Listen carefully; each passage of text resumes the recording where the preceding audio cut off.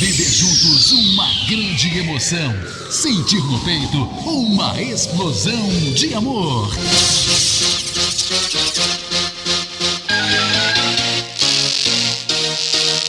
Está entrando no ar, na Catedral FM.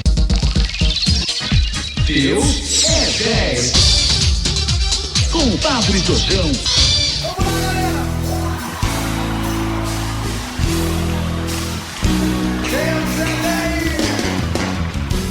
Bom dia, meus irmãos e irmãs, bom dia!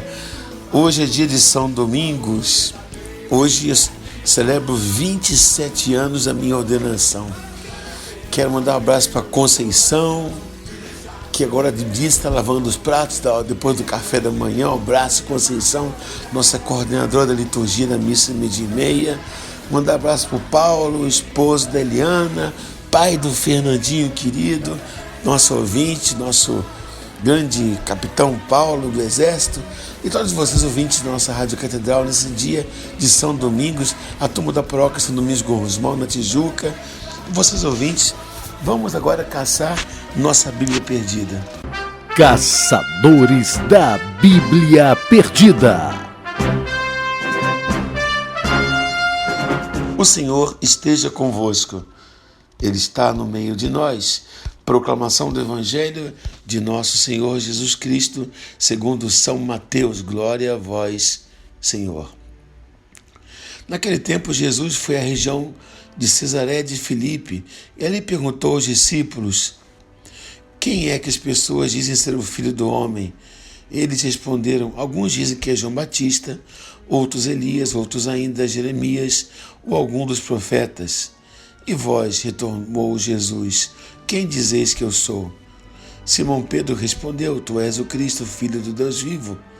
Jesus então declarou: feliz és tu, Simão, filho de Jonas, porque não foi a carne e o sangue quem te revelou isso, mas o meu Pai que está no céu. Por isso eu te digo, tu és Pedro, e sobre esta pedra eu construirei a minha igreja, e as forças do inferno não poderão vencê-la. Eu te darei as chaves do reino dos céus. Tudo o que ligares na terra será ligado nos céus, e tudo o que desligares na terra será desligado nos céus. Em seguida recomendou aos discípulos que não dissesse a ninguém que ele era o Cristo. A partir de então, Jesus começou a mostrar aos discípulos que era necessário ir a Jerusalém, sofrer muito da parte dos anciãos, sumos sacerdotes e escribas, ser morto no terceiro dia, ressuscitar. Então Pedro chamou de lado e começou a censurá-lo.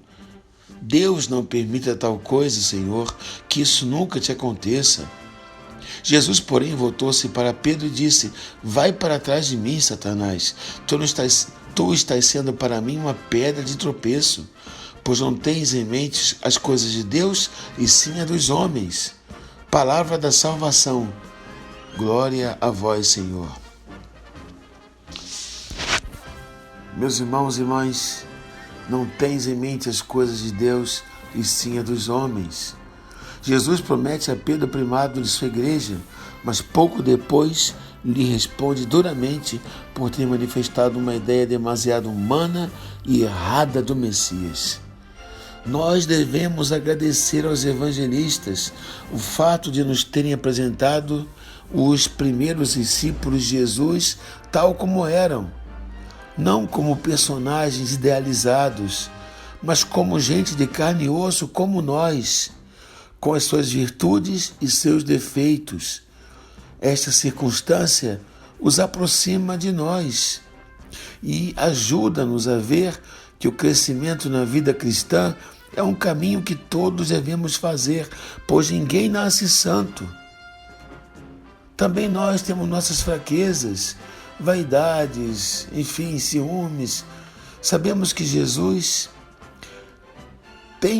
era Messias sofredor, profetizado por Isaías, e entregou a sua vida na cruz. Mas o que mais nos custa aceitar é que nós também tenhamos de manter presente sua obra através do mesmo caminho de entrega, renúncia e sacrifício. Nossa sociedade em que nós vivemos exalta o êxito rápido. Todo mundo que se pudesse queria ganhar na Super Sena e já ficar rico.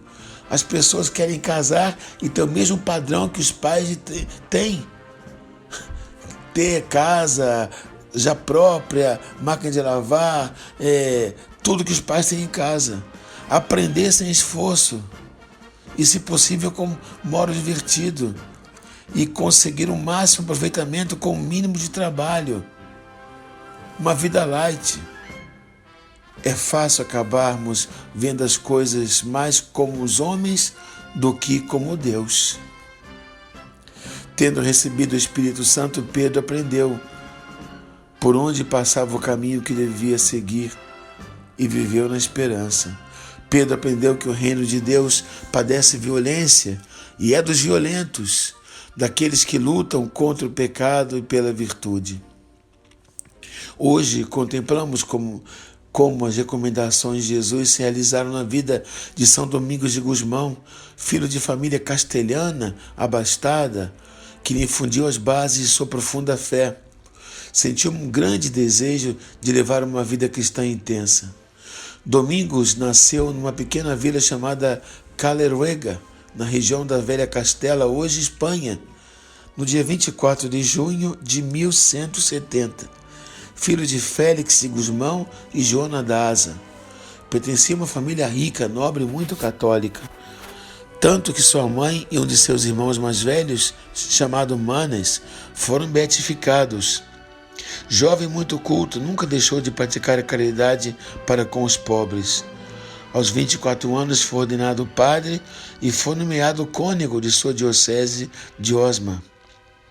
Quando acompanhava o seu bispo numa missão na Dinamarca e em Roma, descobriu não só o mínimo conhecimento dos rudimentos da fé, e mais ainda os estragos que as heresias dos cátaros e albigenses faziam entre o povo de Deus, e viu claramente a vocação a que Deus os chamava.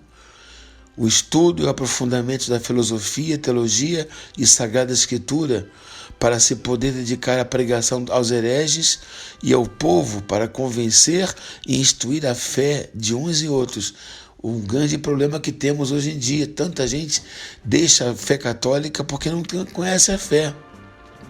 Assim, o Papa Inocêncio III enviou a pregar aos adeptos da heresia dos albigenses ou cátaros, cujas raízes graçavam no sul da França.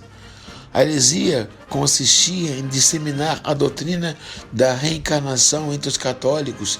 Era uma doutrina dualista, em que a carne era ruim e o espírito mau, dualista. E por conta disso, tudo que era matéria era negativo. Condenava até a Eucaristia. Assim, Domingos fundou em Toulouse uma nova forma de ordem religiosa em que tanto o estudo como a pobreza têm um grande papel. A ordem dos pregadores, também conhecida pelo nome de dominicanos. Quando estava grávida, sua mãe teve um sonho que viu um cachorro com uma tocha na boca acesa, como que indicar que seu filho iria iluminar a humanidade. São chamados ordens pregadores ou dominicanes, cães do Senhor.